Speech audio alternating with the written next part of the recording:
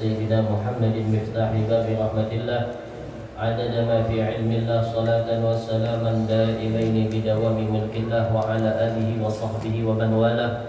نويت التعلم والتعليم والتذكر والتذكير والنفع والانتفاع والإفادة والاستفادة والحث على التمسك بكتاب الله وسنة رسوله والدعاء إلى الهدى والدلالة على الخير بابتغاء وجه الله ومرضاته وقربه وثوابه سبحانه وتعالى.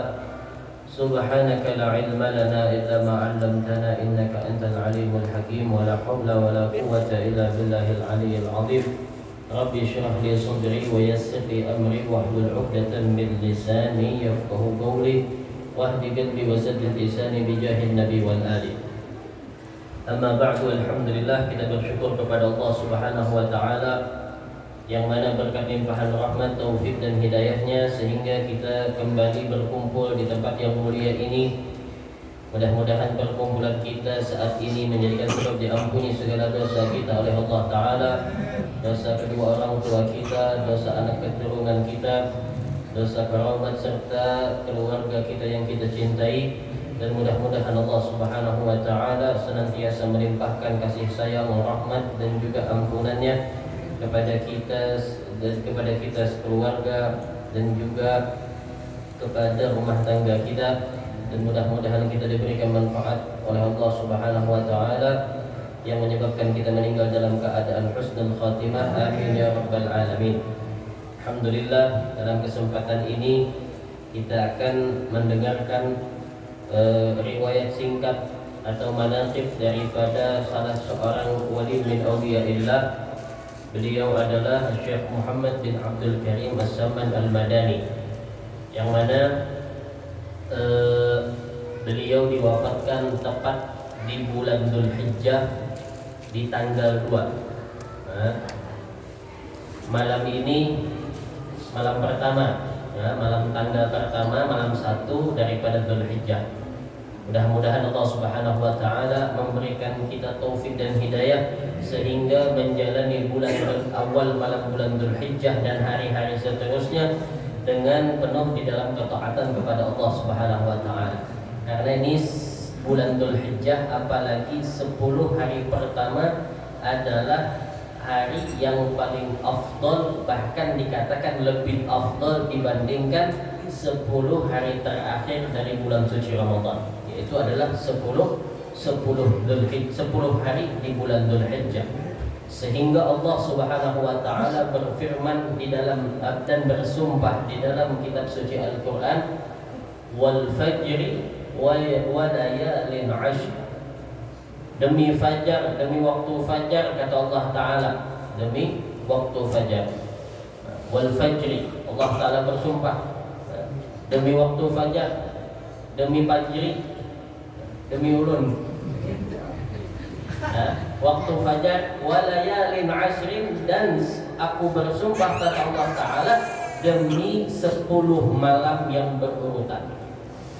Maka mereka para ahli tafsir, bahkan Imam Abdullah bin Abbas mengatakan yang dimaksud Allah taala 10 malam yang berurutan di situ adalah malam-malam dan hari-hari di bulan Dzulhijjah. Nah, karenanya ditekankan untuk kita di 10 hari pertama bulan Dzulhijjah untuk memperbanyak amal ibadah, baik itu yang wajib baik itu yang sunnah, apalagi yang wajib. Artinya memperhatikan kepada kewajiban kita. Jangan sampai kita lalaikan, jangan sampai kita tunda-tunda. Kemudian memperbanyak daripada amalan sunnah dan kebaikan yang lainnya. Di antara amalan sunnah yang paling afdal yang dikerjakan di bulan Dzulhijjah, khususnya 10 hari pertama, yaitu adalah memperbanyak puasa sunnah. Terlebih nantinya ketika di tanggal 9 atau tepat pada hari Arafah. Nah, di tepat pada hari Arafah itu sudah masyhur, artinya sudah sepakat semua ulama mengatakan puasa di hari tersebut adalah puasa yang paling afdal setelah puasa di bulan suci Ramadan, puasa di hari Arafah. Jangan sampai kita tidak puasa, artinya jangan sampai ditinggalkan kalau tidak ada uzur. Kenapa? Karena dengan kita beribadah di hari Arafah, baik itu dengan puasa sunnahnya, kemudian lagi ketika berpuasa kita memperbanyak istighfar dan memperbanyak doa di hari tersebut, sehingga kita yang di Indonesia ini, kita yang di rumah, kita yang di toko, yang di pasar, tidak terhalang atau tidak termasuk orang yang tidak mendapatkan bahagian fadilat hari Arafah. Artinya apa yang mereka dapatkan para jemaah haji ketika wukuf di Arafah itu hari paling besar. Karena intinya haji itu adalah wukuf di Arafah. Itu inti dari segalanya. Kata Nabi Muhammad, al-hajju Arafah. Haji itu adalah wukuf di Arafah. Namun kan ada wukuf, bukan ada haji. Bahkan tidak sah hajinya. Nah, maka di hari tersebut Allah Ta'ala bertajalli dengan rahmatnya, dengan ampunannya, dengan keridhaannya kepada para ahli Arafah yang berkumpul di padang Arafah. Diberikan oleh Allah Ta'ala karunia yang besar. Kita pun juga akan dapat apa yang mereka dapatkan dengan kita mengagungkan hari tersebut dengan ibadah-ibadah yang banyak kepada Allah Subhanahu wa Ta'ala. Bahkan dikatakan oleh Al-Imam Al-Qutb Al-Habib Abdul Qadir bin Ahmad As-Saggaf, beliau mengatakan ketika kita berada di hari Arafah, maka perbanyaklah suatu doa yang beliau dapatkan dari guru beliau. Apa doanya? Allahumma bihaqqi ahli Arafah la tahrimna thawabaha. Ya Allah, dengan berkat orang yang wukuf di Arafah, la tahrimna thawabaha, janganlah engkau haramkan kami akan pahalanya. Disuruh kita di hari tersebut memperbanyak doa semacam itu. Kemudian lagi bertepatan malam ini, malam pertama dan malam besok adalah malam di mana haulnya Syekh Muhammad Abdul bin Abdul Karim As-Samman Al-Madani, atau yang kita kenal dengan Tuan Syekh Samman Al-Madani, seorang wali kutub yang terkenal di kota Madinatul Rasul. Kita akan dengarkan manaqib beliau, mudah-mudahan dengan sebab kita mendengarkan cerita orang saleh, Allah Subhanahu wa Ta'ala akan senantiasa memberikan rahmatnya kepada kita, menjadikan anak keluarga kita anak keturunan yang saleh dan salehah, dan tidak dihalangi kita daripada keberkahan beliau. Amin ya rabbal alamin. Bismillahirrahmanirrahim. Ahmadu man istafa min ibadihi man syaa bil wilayati. Yakni aku memuji kepada Allah Subhanahu wa Ta'ala yang telah memilih dari segala hambanya akan orang yang dikehendakinya dengan dijadikannya sebagai waliullah. Jadi seseorang itu tidaklah dia menjadi seorang wali kecuali atas kehendak dan ketentuan sesuai pilihan Allah Subhanahu wa Ta'ala. Kadang-kadang orang yang jadi wali itu mengaku aku nih wali, tahukah hikam aku nih wali. Semua adalah atas landasan atau orang menunjuk hikam nih walinya. Dikatakan la ya'riful wali illa wali. Tidak ada yang mengenal seseorang itu statusnya adalah wali Allah kecuali memang dia yang menyebutkan juga wali. Amun wala tetap wala besambat wali.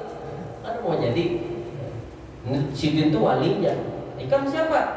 Kamu wali kan? Yang menyambatnya siapa? Apalagi pendusta misalnya. Menyambat sidin itu walinya. Ada awak. Adapun yang sudah terkenal kayak Abah Guru atau yang artinya ulama-ulama kita yang sudah meninggal dunia, itu bukan kita yang mengangkat sidin atau menunjuk sidin ini wali. Berarti kita tahu sidin wali, kita ini wali juga ada. Artinya memang masyhur, terkenal di kalangan semua orang, memang dari dahulu sidin adalah wali.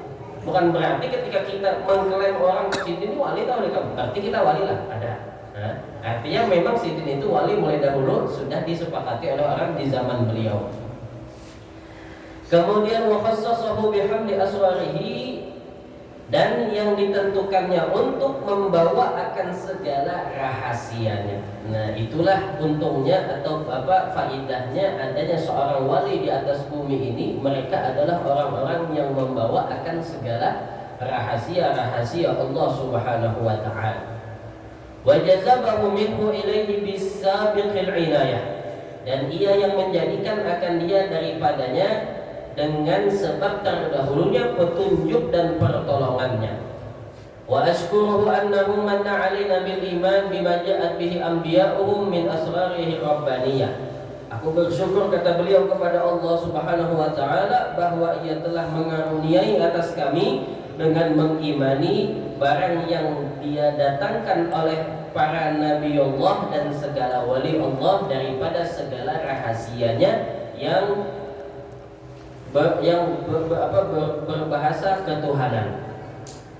Nah, jadi Jasidin bersyukur kita kepada Allah Ta'ala atas nikmat iman, artinya nikmat diberi kepercayaan.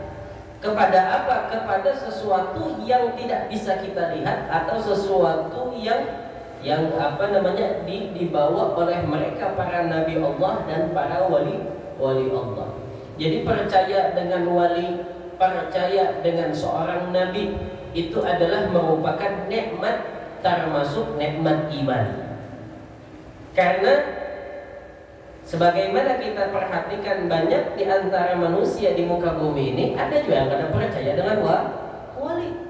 Sebagaimana saat ini ada orang yang tidak percaya dengan para wali, tidak percaya dengan karamah, maka di zaman dahulu juga ada orang yang tidak percaya dengan nabi. Ya kalau wahyu ini kan ada nabi, makanya cuma yang dibahas wali. Di zaman dahulu sebelum Nabi Muhammad, dari Nabi Adam, Nabi Idris, Nabi Nuh, Nabi Saleh, berapa banyak yang diceritakan oleh Allah Ta'ala yang ada percaya lawan nabinya sehingga disiksa oleh Allah Ta'ala. Yang percaya juga ada, dan itu adalah nikmat iman sama Nabi Muhammad. Nabi Muhammad paling afdol manusia yang Allah Ta'ala ciptakan, kadang ada kekurangannya, namun hendak dicari itu pasti kada dapat, baik dari segi fisik ataupun dari segi akhlak dan bermuamalahnya. Nabi Muhammad itu ada cacatnya. Tapi di samping kesempurnaan itu masih ada juga orang yang kada mau percaya dengan Nabi. Apa sebabnya mereka tidak mau percaya? Ada yang sebabnya memang ditutupi hatinya oleh kegelapan, memang tidak dikehendaki oleh Allah Ta'ala percaya dengan kenabian atau yang dibawa oleh para nabi. Atau yang kedua, sebabnya mereka melihat, mereka percaya, tapi disebabkan sifat hasud, disebabkan sifat dengki yang ada di dalam hati, penyakit yang sangat membahayakan itu ada di dalam hati mereka, sehingga kadang mau melihat kelebihan dan apa yang dibawa oleh para nabi. Makanya ujar Allah Ta'ala mengatakan kepada Nabi Muhammad di dalam surah Al-Quran wa tarahum yanzuruna ilaika wa hum la yanzurun. Ikan melihat kalau Muhammad bahwasanya mereka itu padahal melihat nyata yang dibawa oleh Nabi itu nyata, mukjizat Nabi nyata, semuanya nampak sudah di hadapan, tapi wahum la yubsirun, tapi hakikatnya mereka belum sampai melihat kepada hakikat yang engkau bawa. Artinya melihat dengan mata kepala aja, tapi kada melihat dengan hati, sehingga belum dikatakan mereka beriman kepada apa yang dibawa oleh Rasulullah Sallallahu Alaihi Wasallam. Abu Jahal, Abu Lahab, siapa lagi? Konco-konconya itu semua orang yang percaya dengan Nabi. Inya kada mendustakan, melihat yang dibawa ini bujur. Ini yang dijanjikan oleh Allah di dalam kitab-kitab Zabur, Injil, Taurat. Tahu pada bujur, tapi karena dengki, karena kada terima kenabian itu jatuh kepada Nabi, akhirnya buta telinga, buta hati, buta mata. Kada mau pokoknya biar bujur, kada mau pati. Ini kalau orang sudah punya penyakit dengki, penyakit hasud, biar apapun ada kebenaran yang nampak di hadapannya, kada bakal mau dapat. Kenapa? Karena ditutupi oleh penyakit semacam itu. Dan di zaman kita tidak ada nabi dan rasul, adanya ada seorang wali, banyak aulia, tapi banyak pecintanya, banyak juga musuhnya. Banyak yang percaya, banyak juga mendustakannya. Nah, itu aja bahara anu pada doa gitu wali kan ini banyak. Nah, tapi alhamdulillah kita tergolong orang yang masih percaya, diberi iman oleh Allah Ta'ala, sehingga yakin dengan adanya kekasih Allah, yakin dengan adanya karamah, yakin dengan ada manfaatnya berziarah ke makam para wali, apalagi wali tersebut dari keturunan Rasulullah Sallallahu Alaihi Wasallam. Nikmat yang sangat besar yang harus kita syukuri. Faqad limutaba'ati sunnatihimul bahiyah as-saniyah, dan ia telah menolong kami untuk mengikuti akan jalan semua mereka itu yang lagi terang dan mulia. Wa usalli wa usallimu ala man sajada lahul malaku wa huwa fi dhahri abihi suri. Dan aku memohonkan rahmat dan kesejahteraan atas penghulu kita Nabi besar Muhammad sallallahu alaihi wasallam yang sujud kepadanya segala malaikat, sedangkan ia masih terkandung di dalam tulang belakang ayahnya yang zahiri, yaitu Nabi Adam. Wa ala alihi wa sahbihi wa tabi'ihim min kulli nabiyyihimun nuri. Dan atas segala keluarganya dan sahabatnya dan segala yang mengikut akan jalan segala mereka itu daripada tiap-tiap yang masyhur, yang nurani, daripada amal yang salihah. Wa ba'du, kemudian kata beliau, daripada itu maka berkatalah Asy-Syaikh Siddiq Al-Madani. Siapa beliau? Khalifahnya Sayyidi Syekh Muhammad Salman radhiyallahu anhu. Hai segala saudaraku, manakala aku dengar dan aku lihat akan riwayat guruku daripada hadis Nabi sallallahu alaihi wasallam, bermula membaca manaqib auliya Allah itu diturunkan oleh Allah beberapa rahmat atas orang yang membaca dan orang yang hadir mendengarkannya, serta diiktikadkannya dengan yakin hatinya. Jadi syaratnya sebagaimana dikatakan oleh Al-Imam Abu Sufyan ibnu Uyainah, inda dzikri shalihin tatanazzalur rahmat. Ketika disebutkan cerita atau bahkan hanya nama orang soleh, maka turunlah rahmat Allah Subhanahu wa ta'ala, baik yang membaca ataupun yang hadir mendengarkannya. Tapi menjadi dengan syarat untuk mendapatkan rahmat tersebut, syarat untuk mendapatkan karunia tadi harus dibarengi, disertai dengan keyakinan di dalam hatinya. Jadi harus ada yakin. Namun kita mendengar saja atau membaca sekilas tapi kada ada keyakinan, kada meyakini kalau yang dikisahkan ini wali, maka kada bakal dapat rahmat tersebut. Na'udzubillah kalau sampai ada ingkar, atau ada i'tirad, kada percaya. Na'udzubillah. Jadi harus ada keyakinan. Makanya dikatakan apa? Al-madad ala qadril mashhad. Al-madad, apa itu madad? Madad itu pertolongan. Madad tersebut ala qadril mashhad, datangnya, didapatkannya atas ala kadar besar atau kecilnya mashhad, kesaksian kita kepada orang yang kita minta atau inginkan pertolongan tersebut. Jadi amun hendak lakas kabul, hendak lakas dapat berkah sidin, misalnya nih ziarah ke makam wali atau silaturahim kepada wali yang masih hidup, habaib siapa kan? Mungkin kita hendak lakas mendapatkan mandat tadi, artinya keberkahan, pertolongan, doa yang sidin panjatkan, semua itu tergantung kepada kitanya aja lagi. Amun sidin sudah berdoa, amun sidin sudah memberi baju, amun sidin macam-macam, tinggal kitanya aja lagi. Masyhad kita, keyakinan kita, i'tikad kita kuat kada lawan sidin.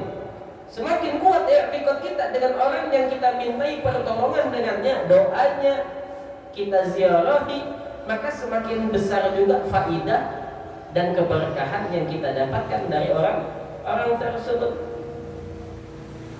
Tapi kalau kita kurang di dalam masyhad, kurang di dalam i'tikad keyakinan kita, hendak mentes, datang wadah tuan guru hendak mentes, bujur kasih ini bisa membaca baju, itu biar pian pakai baju zam-zam yang pian bawa, Kemudian sudah dari awal tujuannya sudah hendak mentes, otomatis